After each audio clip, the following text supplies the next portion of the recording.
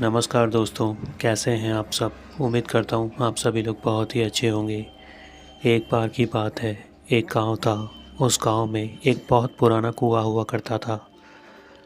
रात के समय कोई भी उस कुएं के पास नहीं जाता था, क्योंकि रात के समय उस कुएं के अंदर से किसी के रोने और चीखने चिल्लाने की आवाज़ें आया करती थी। उसी गांव में रमेश नाम का एक लड़का रहा करता था, जिसकी उम्र 23 वर्ष थी।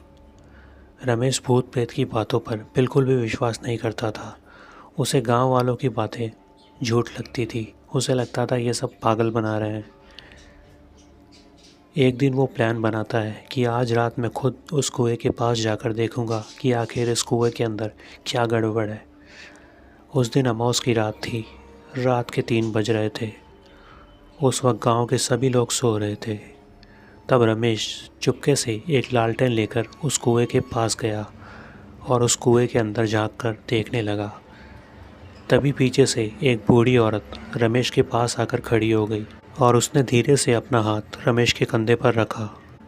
रमेश अचानक बुरी तरह से घबरा गया। रमेश ने जैसे ही पीछे घूम कर देखा, वैसे ही अपनी नज़रों के सामने उसने एक बूढ़ी औरत को देखा। उस औरत की आंखों में से खून निकल रहा था। उसके चेहरे पर चोट के निशान थे और उसका चेहरे का आधा हिस्सा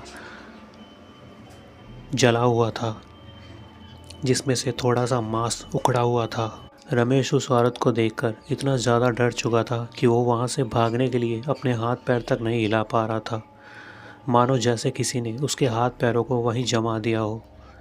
तभी उस बूढ़ी औरत ने रमेश को ज़ोर से कुएं के अंदर धक्का देकर उसके अंदर गिरा दिया।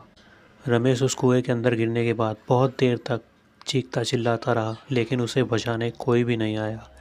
दूसरे दिन जब गांव वाले उस कुएं के पास पहुंचे तो उन्होंने देखा कि रमेश की लाश कुएं के अंदर मौजूद है।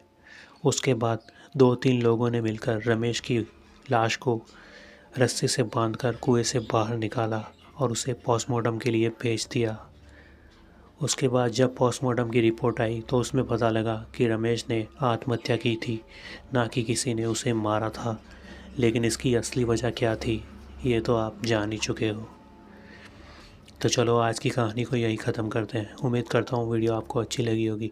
अगर वीडियो अच्छी लगी है तो वीडियो को लाइक करें, कमेंट करें और चैनल को सब्सक्राइब करना ना भूलें। मैं मिलूँगा आपसे ऐसी किसी नई वीडियो में। तब तक के लिए बाय बाय।